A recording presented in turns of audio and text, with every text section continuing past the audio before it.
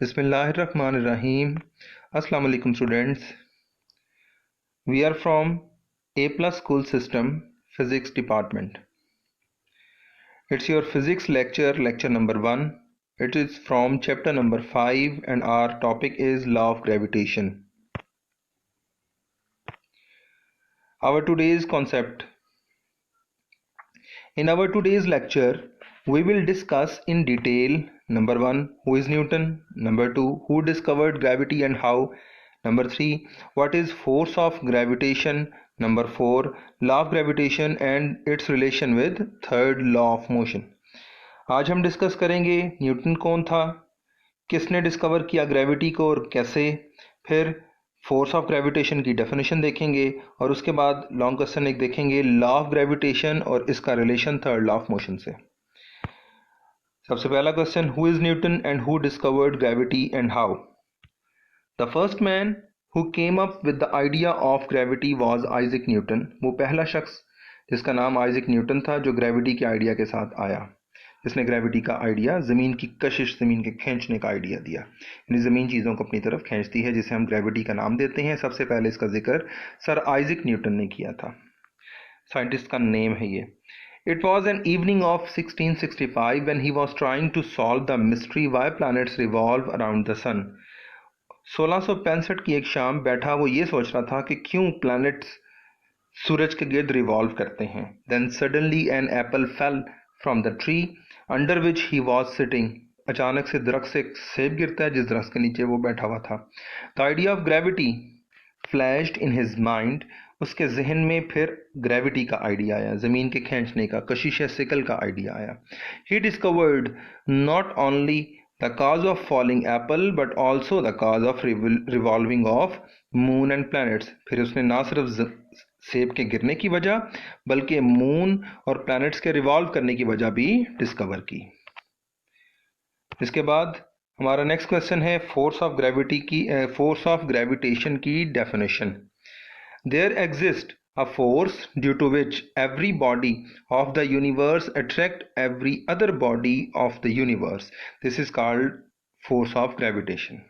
कायनात में एक फोर्स एग्जिस्ट करती है हर बॉडीज के दरमियान, जिसकी वजह से ये एक दूसरे को खींचते हैं। This force is called as force of gravitation. इसके बाद हमारा नेक्स्ट क्वेश्चन है state and explain law of gravitation and prove its relation with Newton's third law of motion. इसके बाद इसकी स्टेटमेंट क्या है? इसकी स्टेटमेंट बड़ी इंपॉर्टेंट है, जिसकी एक एक बात आपको एज इट इज़ याद होनी चाहिए, आपने याद करने की कोशिश करनी है। Every body in the universe attract every other body with a force which is directly proportional to the product of their masses and inversely proportional to the square of the distance between their centers. इस statement के दो हिस्से हैं। पहले हिस्से में कहता है हर बॉडी, यूनिवर्स का हर बॉडी दूसरे बॉडी को अट्रैक्ट करता है ऐसी फोर्स से जो कि डायरेक्टली प्रोपोर्शनल होती है प्रोडक्ट ऑफ दियर मैसेज।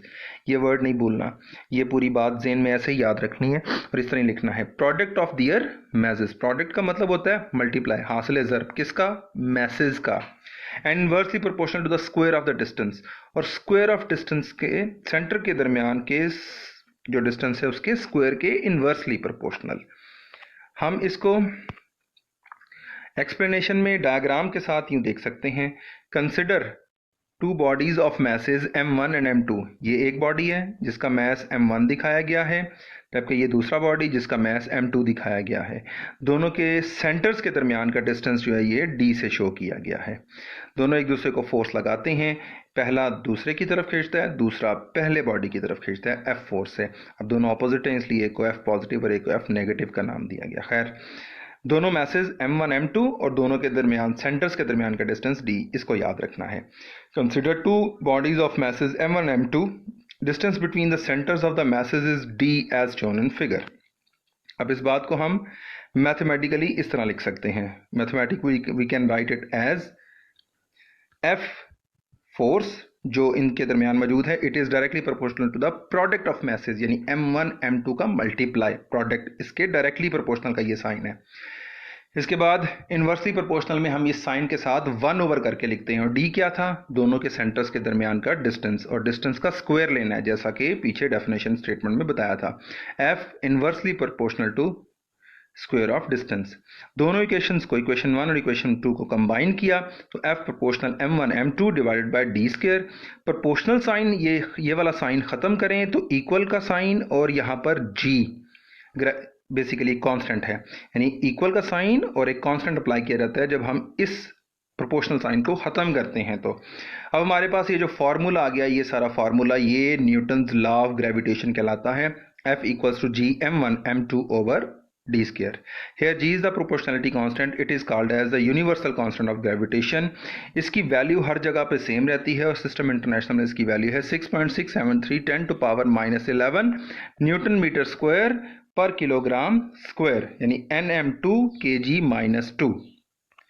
अब हम देखते हैं इसका रिलेशन, लॉ ऑफ ग्रेविटेशन का relation Newton third law of motion के साथ। The force, if the force acting, जैसे हमने डायग्राम में देखा, अगर फोर्स m1 पे जो एक्ट कर रही है इसे हम कंसिडर करें action, then the force acting on m2 will be the reaction. तो जो फोर्स दूसरे बॉडी पे वो रिएक्शन कहलाई। तो एक्शन और reaction due to force of gravitation जो है are equal in magnitude but opposite in direction. ये मैग्नीट्यूड में इक्वल लेकिन डायरेक्शन में ऑपोजिट होंगे।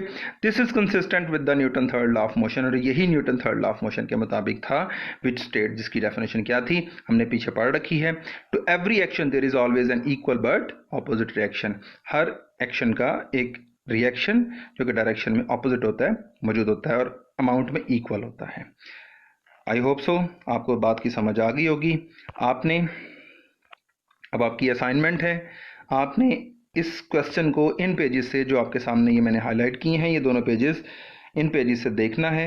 इन पेजेस से भी याद कर सकते हैं। लेक्चर को 3-4 दफ़ा पढ़ना है, सुनना है, फिर याद करने की कोशिश करनी है, आपको बात की समझ आ जाएगी। आई होप सो मज़ीद बात को जब आप देखेंगे तो समझ में आ जाएगी, याद करना आसान हो जाएगा। Thank you very much and best of luck for this lecture. Allah हाफिज़।